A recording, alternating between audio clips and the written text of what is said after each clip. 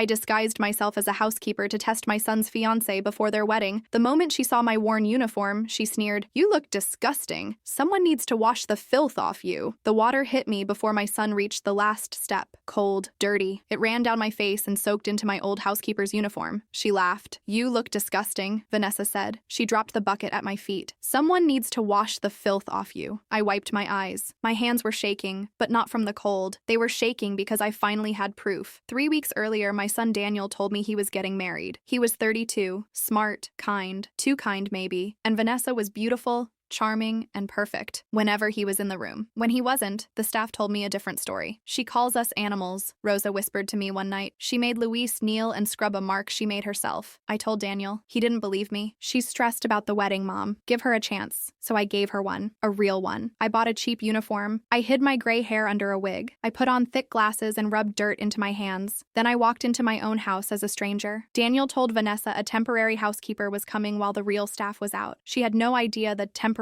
housekeeper was me. Within an hour, she had me hauling boxes up 2 flights of stairs. She mocked my accent. She accused me of stealing a bracelet, one she had hidden in her own purse, then found again like magic. "People like you," she said, stepping close enough that I could smell her perfume, "should be grateful people like me let you inside." Then she saw a smudge of mud by the door. "Scrub it, with your hands." I said no. That's when she grabbed the bucket. Now I stood there, soaked, while my son stared down at me from the staircase, frozen. Vanessa turned to him fast, already building her story. "Darling, this woman was threatening me." I reached up and pulled off the glasses. Daniel's face went white. "Mom?" Vanessa's smile disappeared like it had never existed. For 3 seconds, nobody moved. Then she found her voice again. "This is insane. You spied on me? That's manipulative, Eleanor." Daniel came down slowly, eyes locked on my dripping uniform. "Did you throw that at her?" "She provoked me." "I asked you a question." Vanessa's voice turned sharp. "She's trying to ruin us because she can't control you anymore." I reached into my pocket and set a small recorder on the marble table. Vanessa looked at it like it might bite her. For the first time all afternoon, she understood something. I had never been powerless. She had just assumed I was. I pressed play. Her own voice filled the room. Every word, the insult, the fake accusation, the demand that I scrub the floor on my knees, the splash of water, her laugh. Daniel looked like he'd been slapped. Vanessa lunged for the recorder. I covered it with my hand before she could reach it. "It's already backed up," I said quietly. "So what?" she snapped. "One bad afternoon doesn't cancel everything. The wedding is in 6 days. Everyone is coming." "Not anymore," Daniel said. She spun toward him. "You don't mean that." "I do." And that's when I saw it. Real fear.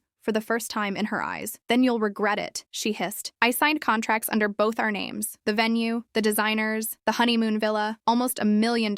"Cancel now, and your family pays for it." I almost smiled. That was exactly the confession I'd been waiting for. Full story on channel, link below.